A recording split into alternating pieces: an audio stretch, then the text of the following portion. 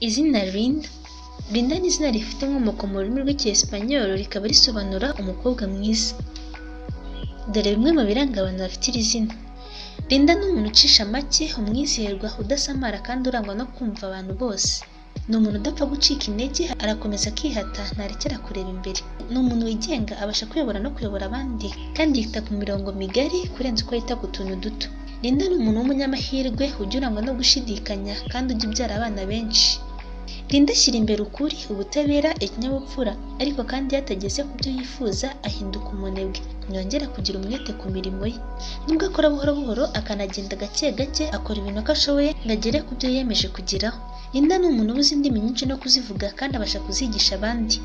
Linda ni umuntu ukunda kurebwa, kwitabwaho, akunda ibintu bigezweho kandi byiza. Linda yari wenyine nibwo yabonye akanya ko kwisubiramo no kwiga ku makosa aba yarabaye kandi ntiyongera kuyasubiramo. Ngibyo ibiranga abantu bafite iri zina.